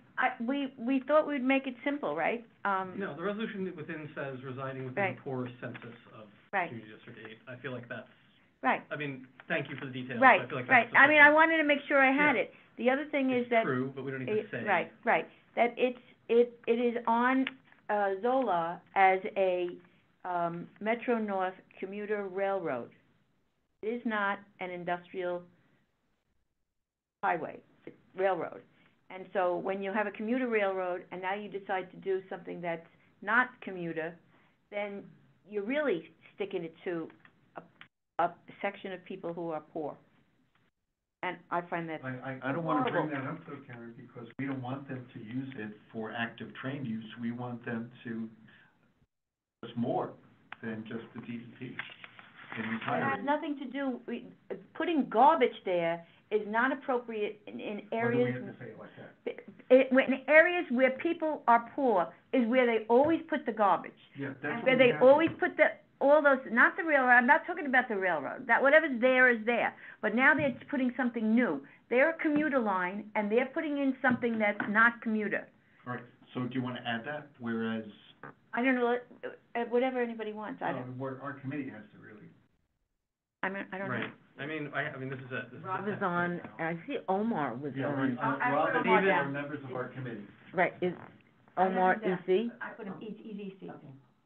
I think that where it says, whereas it's negotiated with to complete daylighting, I feel like the daylighting bit doesn't necessarily need to be part of this. I agree. So that part could come out, and then whereas the original designation, the existing designation of this strip is for commuter rail purposes. Right. And not for industrial transfer. Okay, let's do that. Okay, let's write, how does that write, let's write that. Whereas, Zola, did you say? Zola lists the owner as Metro North And we need to- Commuter we'll railroad. include the Metro North, the lot, sidewalk. Metro North commuter and railroad is one word. The subject property as. The owner, that's the owner. Metro North commuter railroad. Yeah, I mean, I'm not. No, but it's a commuter railroad. It's not a garbage trail. It's important because. It's not industrial. They've been using it Passenger. for a while, right? I mean, It's really not used at all. It's still not used for It's residential. all overgrown. Whereas the Zola lists the owner as Metro North Commuter Railroad, Like they and is designated for pour something down somewhere passenger. and just pour it up in the Bronx and just dump it there. They're just using it to throw stuff around. And I don't frankly know what, Are you they doing don't. the wording? I'm writing it here. Whereas Zola lists the owner of the subject property as Metro North Commuter Railroad. Because we also say here, Yeah. plus property is active railroad. Is it designated though as a passenger, revenue use, railroad? Are you saying that it has a designation or just that the is? That's the name of the owner. It doesn't say what the use is, but. The MTA already said that it's an active railroad, which equally is not garbage dump. Okay, that's good, thank you. So with that, Well, they need to. it currently is, Metro North goes right past that. No, It's it's not part of Metro North. Metro North makes the turn. then it goes past it, it kind of like curves, and then it's. This is the old Yeah, Put. Yeah. It's the old Putnam, right. Right, where it ended there, the Putnam Railroad just ended right there. Right. But what we're talking about, that it's not designated as use. So we're gonna include a whereas that talks about the designation of the property owner as a commuter railroad. The use Right. of, the And use of the property. And is it the use or the owner? Right. That's where I was, it's designating the owner as a, It has commuter. always been used as a commuter railroad. Even Putnam Railroad was A commuter railroad. There was only one thing that they did that was not commuter, and that was for Stelladoro. Have they added was a additional little- yeah, equipment there in order to do this transfer of They trash? did not add. No, they haven't done it yet. It's not But connected. they're going to, probably. It's not connected to their rail. David, you have something?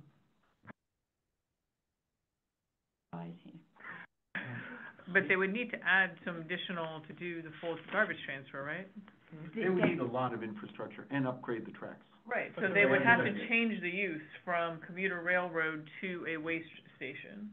trash. They're a railroad, so apparently they don't have to even ask for a permit. They do whatever they want. Well, that I know. Have they been doing this for 10 years, like they said? Yeah, for a long time. And Derek, you said that they can claim it's an active railroad if the tracks are interrupted, what? It's still, as long, the thing is, like, under federal law, it's still a railroad, even if they don't use it as an active revenue service. Not connected to them. Still mapped to them. That's the problem. So long, it's not like. Except that the Putnam Railroad is abandoned. And that's how come we have a CSX property that we purchased. Mr. Chair, let's recognize Dario from Senator Jackson's office. It's an incredible resource and wonderful. So, like, the thing is, you should look at it as revenue, like passenger revenue use. Okay, so they're not, can we complain that they're not using it? It doesn't really matter if you have it as passenger revenue use. Garbage is garbage. And it's in front of somebody that it should not be in front of. We're trying to keep it simple here. Yes. We don't want garbage in our EJ communities. And I think that's fine. We don't need to argue about whether or not it's for passenger. Maybe that's not even a good reason to, because they can change the usage. It's their property to currently do whatever they want with There's it. no passenger service, and we don't want any garbage. No, and there hasn't been passenger service in how long? In the sixties. I feel like that is even more significant, of like, this has not been used. All right, I'm gonna say, Decades. so, it has not been used for passenger service I for think that's a decades. better Okay, argument, let's because keep then it with also, we would like to use it for other things. We're already planning on doing one thing. And it's also true. 4 decades, okay. And then included the tracks. Goes under some So I active tried tracks. to capture what we agreed upon, by the way, in November, It's gonna go, makes in a the very turn, it's gonna simple go way. under a track. That we don't want garbage. We don't want garbage. It has to get under some, one track, anyway. We should let other people, contribute. Yes, David, you have had your hand raised a while? Yes, real quick, another case of a government agency telling us we don't gotta, we ain't gonna. I would look at where it's not on the screen anymore. Where you have Zola, just explain what Zola is. Most people don't know it. I couldn't tell you. And then the next one, I think it's the fourth. Whereas you talk about an environmental area. Did you mean to say environmental justice area or designated sensitive environmental area? I don't know. Thank you. I'll add that. Thank you, David. Okay. Yeah, environmental justice zones and areas. There is environmental justice zone, which is the area south, and then the other two are. No, that's fine. It just says environmental area. I made the addition. Thank you. Okay. Thank you, David. Great, thanks. Jody. Yes, Jody. Hey there.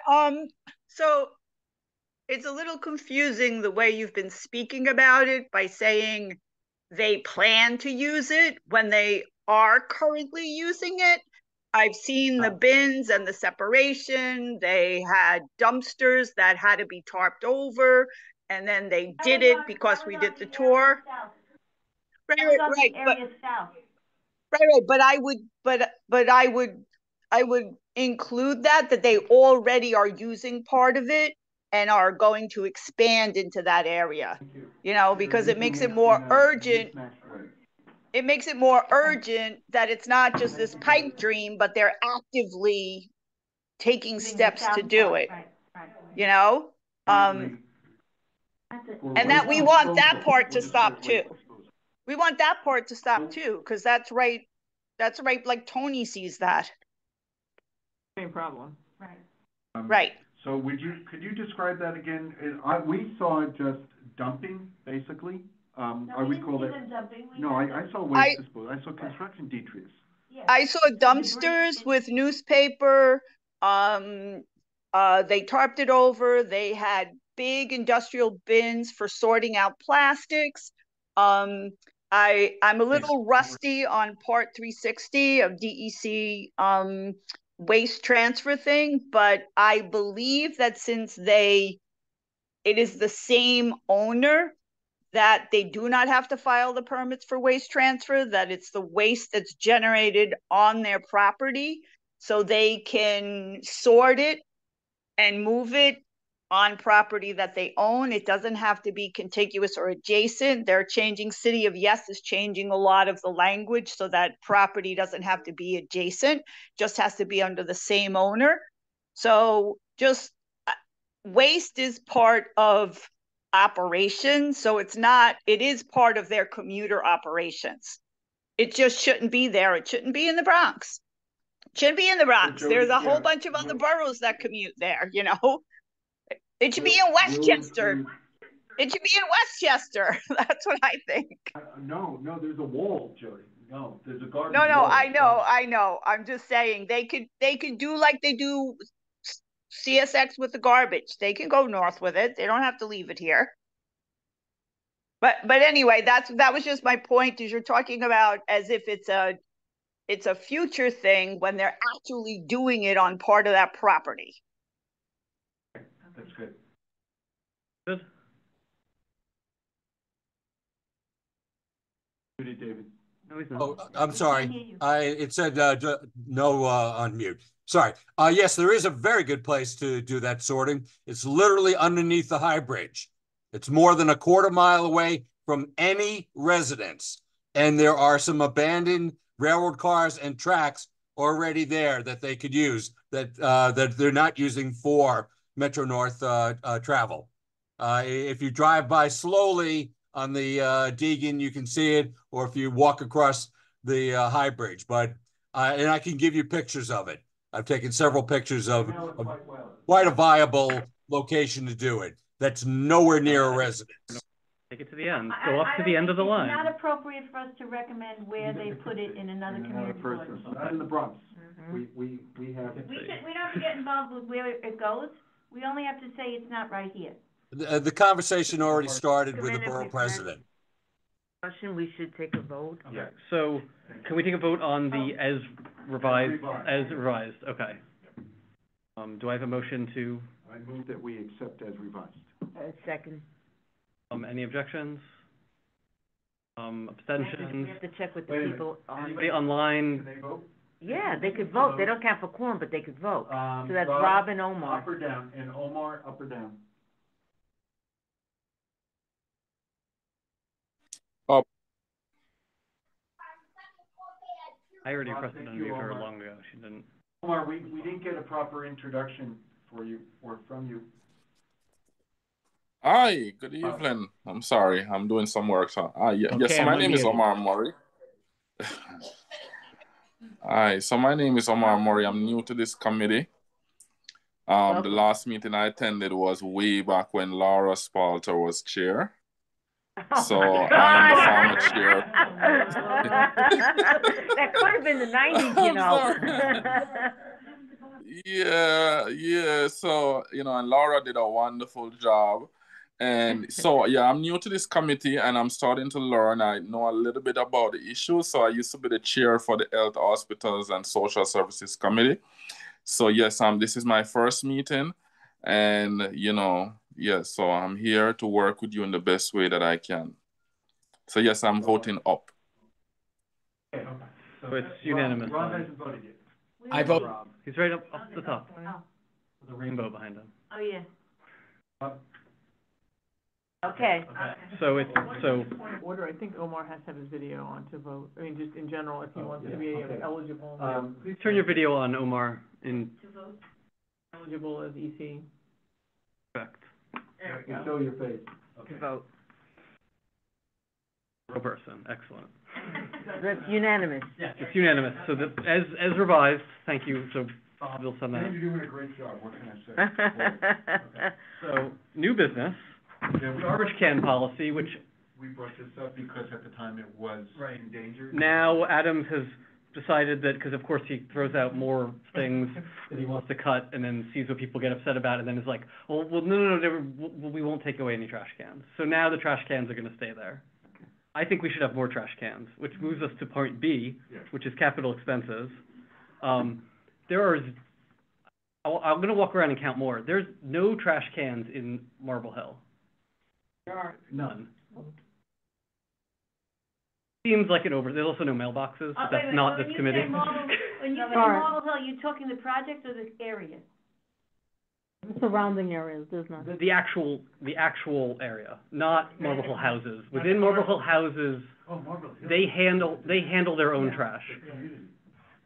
But the hill, from the U-Haul up the hill, there's none. The only trash can is on the corner under the 225th station. There's that one on the corner by the bridge, under the 225th station, Broadway and 225th. And then there's one by Seatown, and that's it. So just on Broadway, there's two. Down on Broadway, and then that's it. Do they pick up their garbage? Yeah, I mean, 3 times a week. It gets adopted. Those are adopted trash cans. Well, they got rid of the old ones and they never replaced. No, up higher? Yeah, I The mean. one I reported the one under the 225th station, which wasn't there. The construction people had moved it over to across on the bridge part. And they closed my 311 thing saying, there's a trash can there. And immediately one of the brand new trash cans with the removable plastic inner liner has been installed there now. And there is a trash can again. So that is the only one that they admit is there, Laura. I think that we should decide when we want to have Department of Sanitation come to one of our meetings. Maybe next month, maybe the following month, because it takes a while to get them, and then we could get all our sanitation issues together. That and, signage for dog waste, maybe. That was a Marble Hill issue forever. We had many, many meetings in St. Stephen's on that. There are old signs that are so faded now that it's just white. There's no sign anymore. So I don't know how long ago that was installed, and I don't know if that's sanitation or Department of Transportation. That was sanitation, and it was a problem because some neighbors were getting dinged by neighbors, because there were people not picking up. I mean, that remains the case. Yeah. And it's worse in Marble Hill houses. If anyone ever, unfortunately, has to walk over there, or if their kid goes to Marble Hill Nursery School or something, all around there, every path which is covered in scaffolding for the last, say, forever, it's not cleaned up, and you're trapped, in that little space. So everyone with their dogs is trapped under the scaffolding, which has fence running. You can't even get into any of the green area, which, even though that's not what that's for, if it was out in the green area, it wouldn't be right on the sidewalk where you're trapped walking. But it's not. And they have people going around with a broom, in the morning, for the one person maybe for the entirety of the area. So they clean up something sometimes, but it takes a while, and there's a lot of people with dogs. And now it's cold and. What their budget and stuff is, because my worry is that if we complain about Marble Hill. Well, that's NYCHA handling that, and I'm not. Let me finish for a second. That Jerome Park Reservoir just got our trash cans, we have trash cans.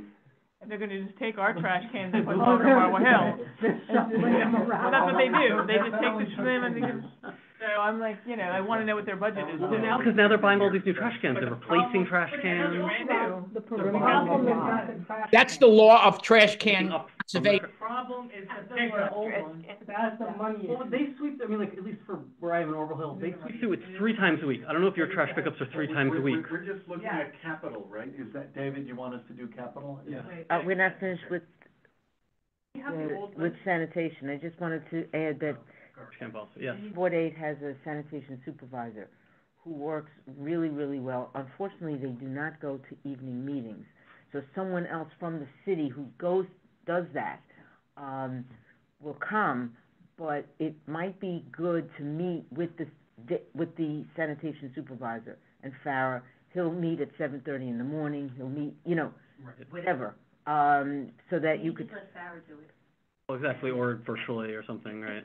Virtually, right. I think even so, then she doesn't have to wake up yet, No, it's just we usually we do that. They reach out, they try to reach the chair of the committee, and that you have some kind of communication, and it would be helpful. Before we go on to the budget, it would be, I think, helpful for us to have what was in front of us, the committee asked for last year, and to see the responses from the city, which should be coming out in February. Yeah. You know what I mean? I had that question too, because it was there were a lot of things on the list, so it's and some of those are already going to happen, then we don't need to ask for them again, obviously. Well, right, and then knowing that, we could Well, but what if we were upset about trash, like maybe they're like, now we're gonna have trash cans, whatever. But between the daytime person, the real sanitation supervisor assigned to us, and whoever comes at night, they help us with the list. Yeah. They tell us what sanitation needs. I mean, and we know what we want, but, that's a good conversation. Maybe you want to invite them for next month. No, it's a good idea. Thank you, Laura. Or at least try, and then if it takes 2 months, We have a lot of 3 months. Yes. Jody. First. There's an online map of where all the trash cans are supposed to be. Sanitation's Daniel, I worked for the NYC Compost Project for almost 20 years and was directly funded and managed by sanitation, even though I was a botanical garden employee. So their policy is that if a trash can is overflowing, they remove it and no longer put a trash can there. And there also have been a lot of theft of brown bins, garbage cans. That's why they're shifting to the new ones. So if you put that in as a request for more, you could use the map and then say specifically you want new ones in the spots where there are none on their map. It was meant to exist, pen with and then you. it reappeared, yeah. Yeah, do you need, it's in open data. It took me a bunch of Googling the first time I looked for it, so I can send you the link. I think you have to look under, there is no chat. Very funny. I'll email the link to the board office. Perfect, thank you. I need a red marker. And then, yes. And we're in capital now, right? Not expense, right? Treasure hunt. Yes, Zanobu, I'm pronouncing that incorrectly. Hi, everyone. Hi. My name is Zainabu Siseharo. I'm a homeowner here in Kingsbridge Heights. I have a property on the Claflin. And I'm on the block association here for Cana. My question is, how are we addressing the enormous amount of ECB violation tickets that they're giving to the homeowners? And to be honest, that's one of the ways they've been trying to take people's properties. So for years, I've been battling with the supervisors of, I think it's Bronx 7 or Bronx 8, where they're just giving the same ticket in the same language for different years. And so I had an issue, like personally, with one of the sanitation supervisors who ended up, I guess they retired or something like that, but they would I'm at home, I work from home. So they would write like stuff from 18 inches from the curb. They would write like a candy wrapper. I mean, stuff that made no sense because I clean my property and my son cleans the property every morning, and I've been here for 18 years. And so when I addressed it, I was invited to an event for the mayor for the Bronx, and I met the commissioner. And I brought this up to the new commissioner. I think her name is like Trish or something like that. But it's a real issue for we, the homeowners. A lot of the residents who are, tenants in the apartments may not mind, but for we, the homeowners, that's an issue because these tickets turn out to be like, and they give you ghost tickets. The tickets, they don't put them on your door. You just get a photocopy in the mail. And I'm like, when? Because I sat here in my front doing my work and I didn't see this ticket. And so the ticket turns out to be, a double digit, let's just say $50 or $60, and it turns out to be $300 the next minute.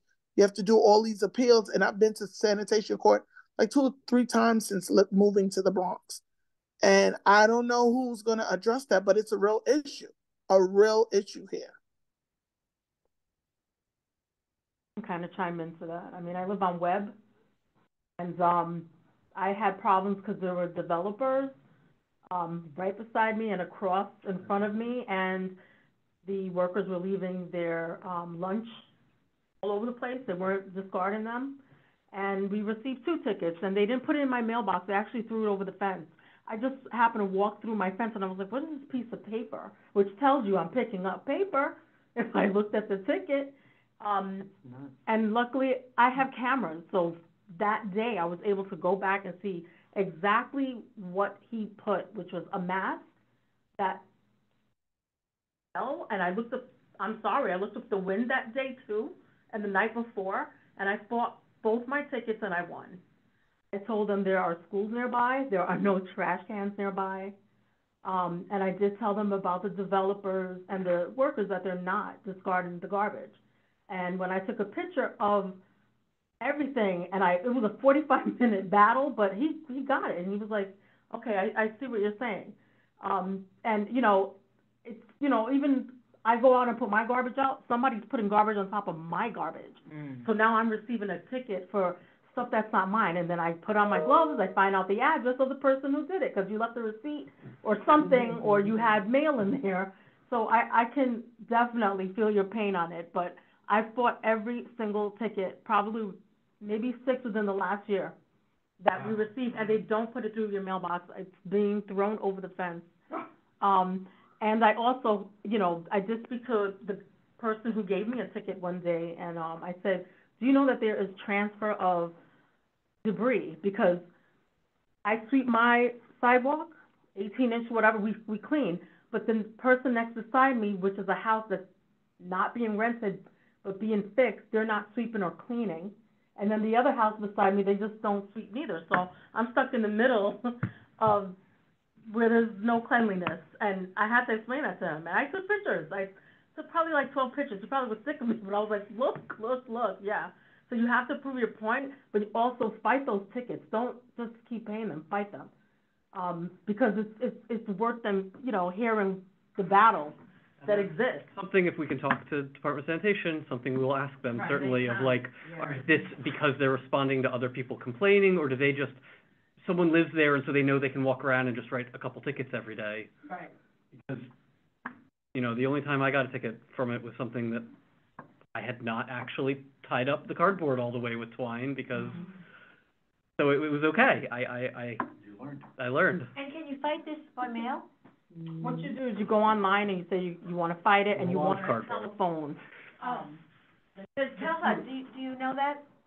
Yeah, on the ticket itself, if you look it up, it tells you how to dispute it. You go online, you set up, a Zoom with them, basically. They give you a date, a time, and it worked. I was in my dining room talking to them for 45 minutes, so yeah, it did work. And I did not have to pay not one of those tickets, because I showed the evidence. I was like, look, there's kids passing by, there's 3 schools, college, people that park their cars, they'll take out their garbage and put it on my garbage. I've seen beer bottles in my garden. Wine bottles, cigarettes. Nobody smokes. Nobody's even next door to me. The building is empty. I would also object to the way you were quote unquote served, throwing a piece of paper in your. Oh, I told him. I mean that should. Write the ticket right there, so that he didn't want to walk in and go door to door. I mean, that should not count. That's like an illegal. Yeah. Mine was like shoved in like the bottom of the railing, like rolled up, just.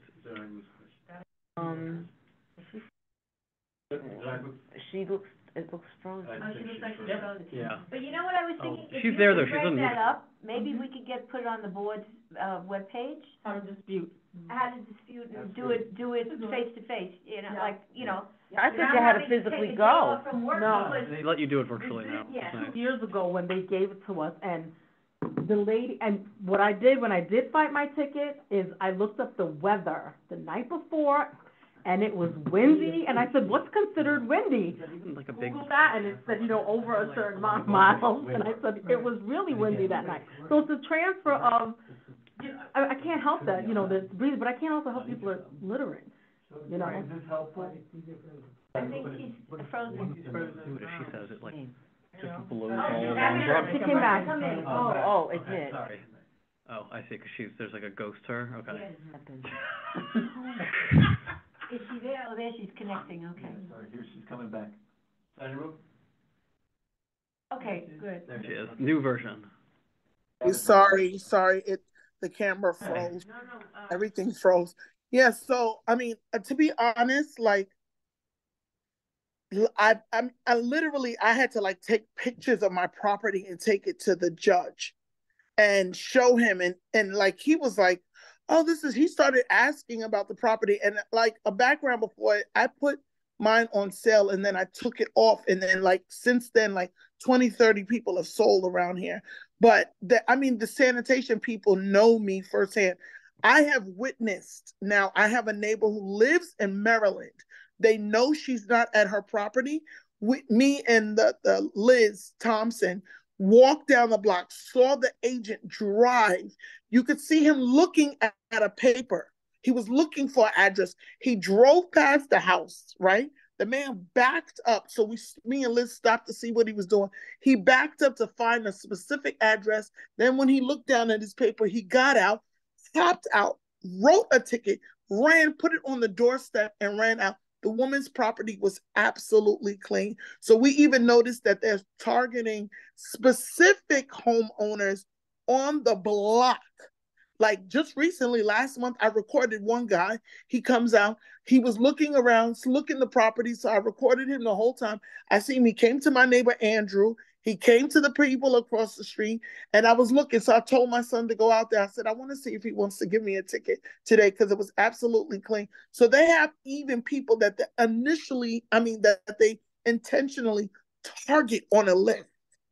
And they know the girl in the yellow house does not live locally, owns the house. And I paid $1,500 in tickets. Do you know that sanitation sends me all those tickets back? You gotta fight that. They sent me them all back. They made it look like I never paid them. They sent me them all back. They sent $1,500. They sent them all back. They're still all active. Somebody Developers are targeting these people by submitting 311s, and then sanitation is going and then just getting an address and saying, okay, there was a complaint here, a complaint here, complaint here, and the developers are doing this to harass the homeowners, is what it sounds like. Could you email the board office your information and address, and we can? I believe it. I mean, figure out, is there a way to know if they know me. They know me because then I start pulling out cards because I worked on the campaign for the mayor.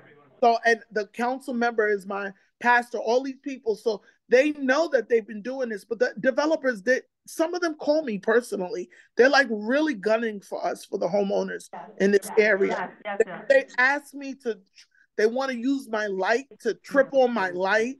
They ask me, I'll pay you $1,000 a month. Let me just use your light. They're going ham. So I don't know if sanitation is linking up with them or whatever. But when I'm telling you, somebody even gave me the backstory of my building and was like, the lady before you, she used to call them every week.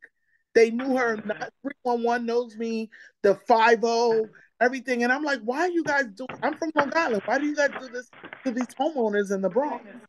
It's crazy. Well, I'll tell you, when I fought my ticket, we realized when just in the midst of it, he looked at the person who wrote the ticket, and my tickets were written by the same person. Yes. And I had a discussion with him, and yes, it was not nice. I was like, why are you giving me a ticket? And he said, oh, well, blah. And I had to explain to him, do you know that there is transfer of debris coming? And I explained, and he didn't like it. He said, well, clean up what, like that. And it was the same person like maybe 3 tickets was from the same agent. They wrote me for I know what you're saying. They wrote me for a tree branch twig. That's the last ticket, for a twig. I said, are you kidding me? So I know it's like, I guess it's intentional. It's just, it's a really hard fight because, the developer. Okay, let me stop you. Please email the board office and repeat what you kind of said and give us your address so we can look into, see the sources see if this was all from 311 requests or some other thing, and then we will raise it with sanitation when they grace us with their presence in the future, hopefully. Make sure that you get notice of that meeting. I move we adjourn. I second. And congratulations, Dan. Yes.